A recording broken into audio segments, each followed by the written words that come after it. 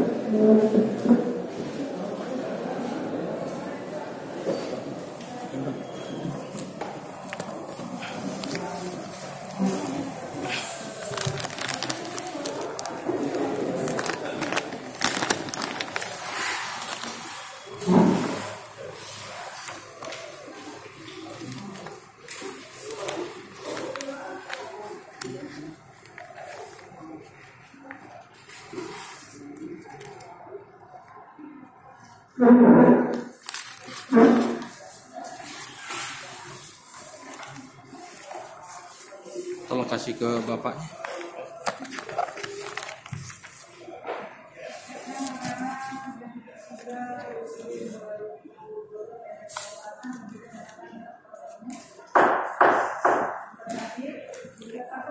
Terima.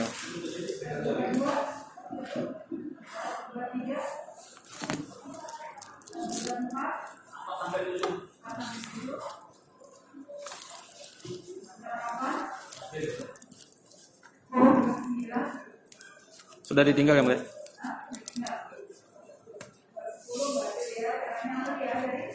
Iya yang mulia. Sudah ada yang mulia. Silakan Pak.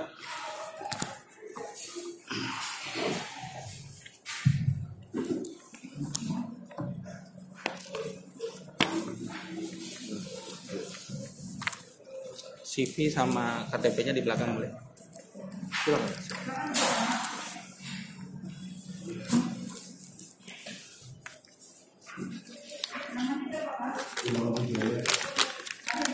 Medan Kabupaten 69. Kalau di Tibong berada di 1238. Enggak.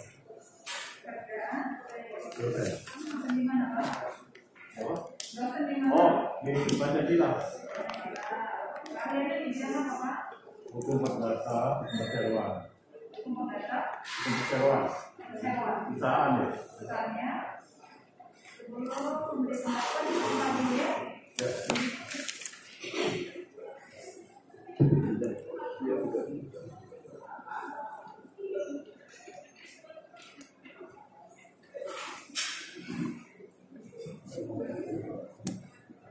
Demi Sang Hyang Adipura, saya bersumpah sebagai ahli dalam perkara ini akan memberikan pendapat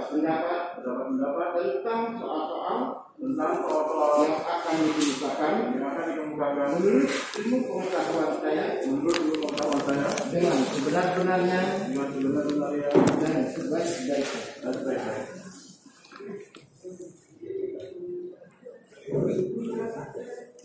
Ya, yang mulia. Terima kasih yang mulia, terima kasih Majelis Hakim.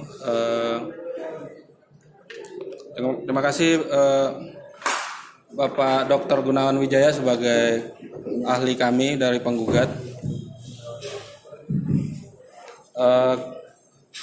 Kita mau bertanya Pak, Bapak sebagai ahli di hukum perseroan terbatas. Mohon saudara ahli jelaskan bagaimana proses pengalian saham terjadi dalam suatu perseroan terbatas.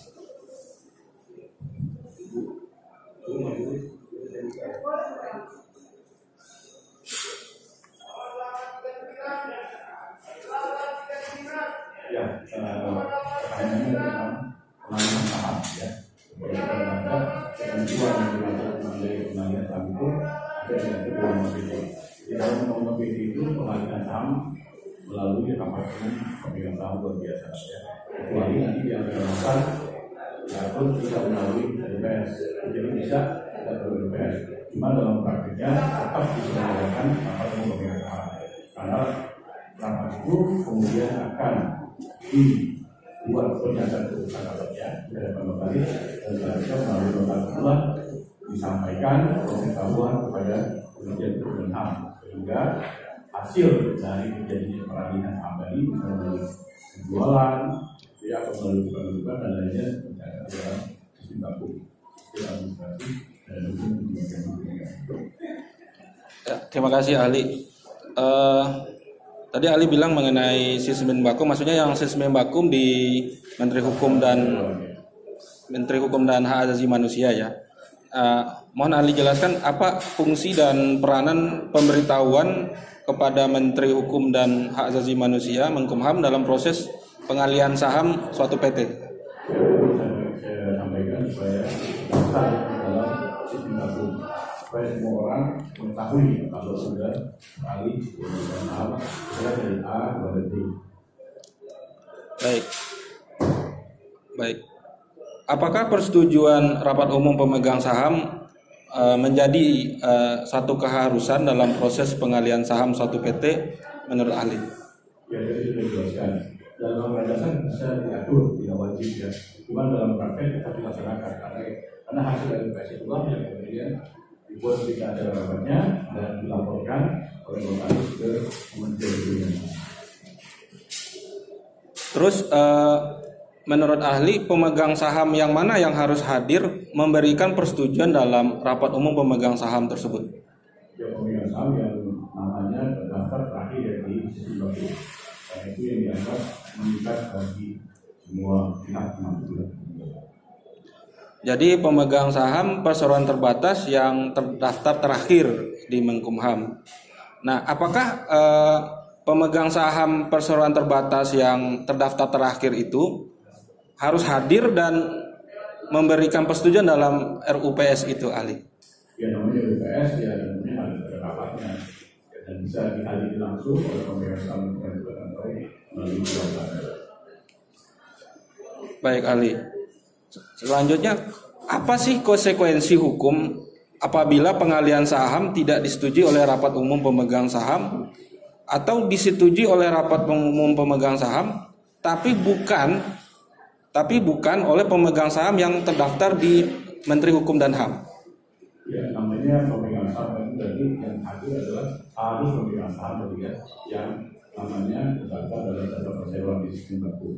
Jadi kalau bukan yang ada dalam itu ya berarti bukan rapat pemegang saham atau rapat awal. Jadi wajiblah mereka yang namanya tercantum di sistem baku terakhir yang namanya ada di situ mereka harus hadir. Kalau nggak hadir ya berarti ada LPS. Jadi ahli, menurut ahli, apakah RUPS itu dianggap ada atau batal demi hukum? Ya nggak ada RUPS dari awal dianggap tidak pernah ada RUPS. Batal demi hukum. Oleh yang namanya pemegang saham. Namanya juga rapat pemegang saham berarti harus dihadir oleh pemegang saham. Yang mana? Ya yang namanya terakhir adalah sistem baku. Baik. Selanjutnya ahli, apakah pemegang saham suatu perseroan terbatas dapat begitu saja kehilangan sahamnya tanpa pernah melakukan tindakan apapun untuk mengalihkan saham-saham yang dimilikinya tersebut? Ya kalau kita lihat dari konsep perdananya nggak bisa, nggak mungkin itu terjadi. Kalau kita bicara saham, aturan peredaran saham sudah diatur di dalam undang-undang PT. Jadi kalau tidak mengikuti proses yang diatur undang-undang PT, ya nggak akan mungkin seorang bisa terlibat hak. Baik.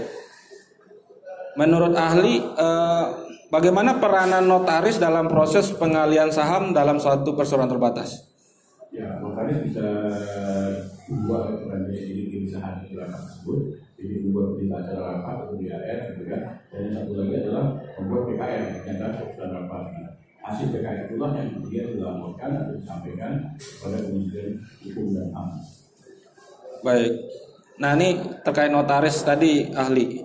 Apakah notaris wajib melakukan pemeriksaan terhadap kebenaran posisi pemegang saham perseroan terbatas, khususnya dalam pemberian persetujuan melalui rapat umum pemegang saham, sebelum membuat pemberitahuan kepada Menteri Hukum dan Hak Asasi Manusia mengenai pengalihan saham? Ya, tentunya notaris harus mengecek dokumen yang diberikan kepada yang bersangkutan. Jadi harus dilihat dulu dokumennya atau tidak. Tidak ada kewajiban di sana. Baik. Selanjutnya ahli ini terkait waris. Mohon ahli jelaskan bagaimana proses pengalian saham karena waris. Ya, kalau ada warisan, tentunya kita lihat dulu ya ada wasiat atau tidak kan ya. Nah, setelah ada kejadian wasiat diperiksa, kemudian notaris mengucapkan perubahan yang namanya surat keterangan waris. Ya, dan surat keterangan waris itu disebutkanlah siapa-siapa saja yang menjadi ahli warisnya. Nah, tentunya itu hanya menyebutkan siapa menjadi ahli warisnya. Bagaimana bagian daripada ahli waris, apakah seorang ahli waris menerima saham atau menerima mobil atau menerima dana, dibuat lebih lanjut akta pemisahan dan berbagai akta peninggalan di antara para ahli waris. Jadi dari situ kan kelihatan ahli waris A misalnya mendapatkan saham, mungkin ahli waris B mendapatkan tanah, dan sebagainya itu diatur nanti oleh masing-masing para ahli waris di dalam akta pemisahan dan berbagian akta kewarisan. Baik ahli. Nah, apabila terjadi pengalian saham karena waris, apakah para ahli waris wajib mengetahui bahwa dirinya mewarisi dan memiliki saham perseroan terbatas tersebut, ahli? Iya, karena akta warisan bagian itu kan mereka yang menentukan mau bagi ke siapa, saham bagi siapa, anak kasih siapa, ada yang dibagi dua, dibagi tiga, jumlahnya berapa, kan mereka menentukan sendiri ya. Artinya mereka harus tahu tentunya. Selanjutnya ahli terkait proses penggantian anggota direksi dan dewan komisaris. Menurut ahli, bagaimana proses penggantian anggota direksi dan dewan komisaris suatu PT sebelum berakhirnya masa jabatan anggota direksi dan dewan komisaris tersebut? Ya, jadi pengangkatan maupun pemberhentian dan juga nanti penggantian dilakukan melalui rapat umum bersama. Baik. Nah, kalau terjadi penggantian anggota direksi dan dewan komisaris PT dilakukan tanpa memberikan kesempatan kepada anggota direksi dan dewan komisaris untuk kesempatan membela diri, konsekuensi secara hukumnya bagaimana, ahli? Ya, pertama tadi masalah LPS dulu ya. Kalau ada LPS berarti pembuktiannya tidak sah. Nah, kalau ada LPS, maka dalam LPS itu harus diberikan hak untuk membela diri ya, dengan alasan kenapa yang bersangkutan diberikan. Baik ahli. Selanjutnya kami mau kasih ilustrasi kasus, ahli. Suatu PT X memiliki pemegang saham A, B, C, D, dan E, di mana D dan E masuk menjadi pemegang saham berdasarkan keputusan RUPS yang kemudian telah didaftarkan di Menkumham. A, B, C menggugat di pengadilan negeri mengenai keabsahan kepemilikan saham D dan E. Gugatan tersebut ditolak dan telah berkekuatan hukum tetap, sehingga susunan pemegang saham PT X yang sah tetap A, B, C, D, dan E. Pada saat berlangsung gugatan di pengadilan negeri, A, B, dan C membuat akta untuk mengganti susunan pemegang saham PT X dengan mengadakan RUPS yang hanya dihadiri oleh A, B, dan C, yang keputusannya membatalkan RUPS masuknya D dan E. RUPS tersebut kemudian didaftarkan di Kemenkumham, sehingga di Kemenkumham terdaftar susunan pemegang saham PT X adalah A, B, dan C. D kemudian mengajukan gugatan tata usaha negara terhadap Menkumham atas penerimaan pemberitahuan perubahan susunan pemegang saham PT X kembali menjadi A, B, dan C, karena tidak ada RUPS yang melibatkan D dan E. Gugatan TUN D diterima dan surat keputusan Menkumham terkait penerimaan pemberitahuan perubahan susunan pemegang saham PT X kembali menjadi A, B, dan C dibatalkan, dan putusan TUN itu berkekuatan hukum tetap. Dari ilustrasi yang tadi, ahli, mohon ahli jelaskan siapa pemegang saham PT X yang sah secara hukum? Ya, kalau putusan pengadilan kemudian menyatakan pemegang sahamnya A, B, C, D, dan E, ya berarti ya putusan itu berlaku. Baik, jadi yang sah itu adalah yang terakhir. Ya, sesuai putusan pengadilan ya, A, B, C, D, dan E. Baik. Lanjutnya ahli terakhir. Kemudian ada kejadian lebih lanjut dari ilustrasi tadi, ahli. Setelah putusan tata usaha negara berkekuatan hukum tetap dan Menkumham telah melakukan eksekusi atas putusan TUN itu, ternyata A meninggal dunia, dan kemudian dilakukan RUPS PTX yang hanya melibatkan beberapa ahli waris A, dan kemudian merubah susunan pemegang saham PTX tanpa diketahui oleh D dan E. Mohon ahli jelaskan, apakah proses perubahan susunan pemegang saham PTX yang dilakukan oleh beberapa ahli waris A tanpa melibatkan D dan E sah secara hukum? Ya, tanpa melibatkan maksudnya tidak diundang. Tidak. Karena edukasi itu kan diundang para pemegang saham. Jadi diundang bisa tidak hadir. Kalau diundang secara patut tidak hadir, berarti kan sesuai dengan aturan juga dalam KPT edukasi sah. Kalau sejak awal tidak diundang, ya berarti edukasi itu cacat dari awal. Terus bagaimana dengan posisi notaris yang melakukan perubahan akta itu menurut ahli? Ya, saya nggak tahu notarisnya membuat berita acara rapat BAR atau hanya sekedar membuat PKR pernyataan keputusan rapat. Tapi salah satu dari dua itu pun tentunya notaris harus mengecek ya. Kalau itu disampaikan berkas kepada yang bersangkutan, tentunya bersangkutan harus memeriksa berkas yang diserahkan kepadanya. Baik ahli, terima kasih atas keterangannya. Dari penggugat cukup kemudian.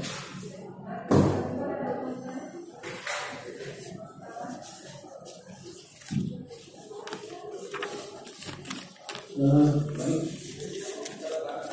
Tadi ahli mengatakan RUPS tidak sah jika tidak dihadiri pemegang saham yang terdaftar di Pusat. Berarti yang mau kami tanyakan, apakah sah RUPS apabila salah satu pemegang saham yang terdaftar di sistem lembaga tidak hadir dalam RUPS? Iya, jadi edukasi itu kan harus dipanggil dulu ya prosesnya ya. Harus dipanggil dulu sebelum kalau memang sudah dipanggil gitu kan, terus tidak hadir gitu kan, maka akan disesuaikan dengan forum kehadiran dari yang hadir di dalam rapat. Jadi harus dilihat dulu forumnya tidak memenuhi syarat, berarti tidak bisa dibicara. Kalau forumnya memenuhi syarat dan salah satu forumnya sudah memenuhi syarat dan pemanggilannya sudah sesuai dengan aturan dalam undang-undang PT, maka tentunya rapat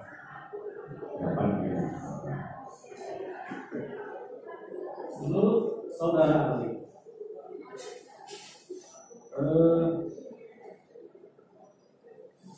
apabila pemegang saham dalam suatu PT tidak hadir dalam RUPS, tapi dia memberikan kuasa ke salah satu orang di luar pemegang saham untuk menghadiri RUPS, apakah itu sah? Ya, iya, Pak. Dengan landasan kuasa tadi. Ya, selama kuasa khusus ya untuk menghadiri RUPS tadi. Bukan kuasa yang lain, yang kuasa khusus menghadiri RUPS tadi. Dan kewenangannya diberikan. Kadang-kadang kuasa hadir tidak bisa mengambil keputusan, tapi ada kuasa yang penuh hadir dan mengambil keputusan. Kemudian, apakah sah surat kuasa apabila si pemberi kuasa telah meninggal dunia? Tidak bisa meninggal dunia kalau namanya tidak diberikan kuasa. Kuasa sudah diberikan sebelum dia meninggal dunia. Nah, akan tetapi kuasa masih dipegang oleh penerima kuasa. Keesokan harinya pemberi kuasa meninggal dunia atau minggu depan atau bulan depan pemberi kuasa telah meninggal dunia. Apakah itu sah? Ya, 18 bilang kuasa berakhir, meninggalnya sebelum kuasa. Berarti gugur ya. Ya, berakhir. Oke. Untuk sementara cukup.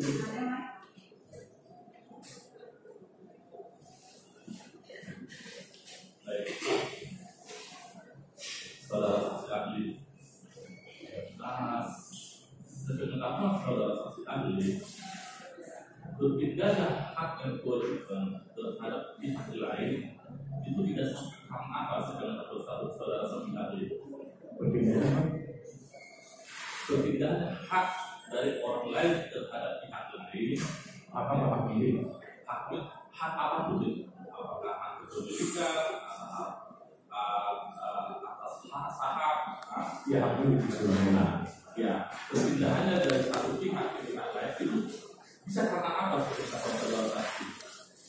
Ya, kalau kembali kepada beralihnya hak milik itu ya di 584 KUH Perdata. Ya, di 584 KUH Perdata mulai diatur dari ada 5 jenis di situ, tapi beberapa tidak terlalu relevan. Yang relevan adalah yang pewarisan yang terakhir nomor 5, dan yang nomor 4 adalah terjadinya suatu peristiwa perdata yang diikuti dengan proses penahan.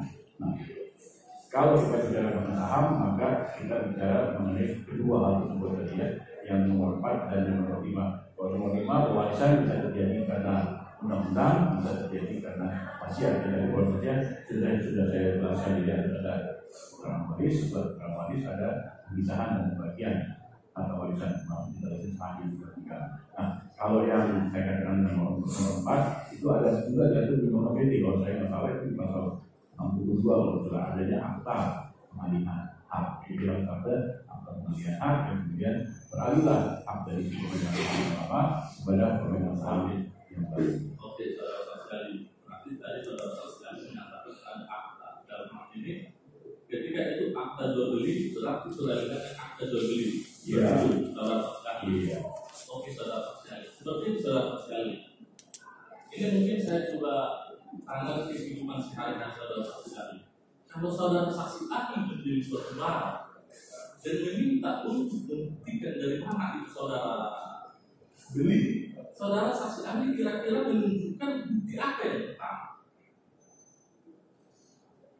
Ya, kalau ini kembali ke hukum benda, jadi ya, tergantung jenis bendanya. Nah, ini saudara ahli, saya buat sederhana. Ketika saudara saksi ahli membeli sepeda, saya tanya kepada saudara saksi ahli, dari mana kau beli sepeda ini? Kira-kira bukti apa yang pertama saudara saksi ahli berikan ke kita? Ya, makanya beri saya kesempatan untuk menjelaskan. Boleh ya? Boleh. Ya, dan saya akan belum tergantung jenis bendanya. Kalau benda itu sudah berwujud sepeda misalnya, maka sudah setuju dari 2 siapa yang menguasai adalah sebagai pemilik. Jadi dia bawa itu sepeda kan kepada saya, dia punya dia, terus kita sepakati dengan satu harga tertentu 20 misalnya. Nah, kemudian dilanjutkan ya 6, 1, 2 misalkan. Sepeda itu kepada saya. Saudara sekali, dia tidak perlu bilang. Begini, saudara sekali. Kalau saudara saksi ahli membeli sepeda, bukti maksudnya sederhana ya. Kalau saya katakan, apa buktinya saudara saksi ahli? Apakah bukti saudara saksi ahli akan memberikan keterangan bukti bayarnya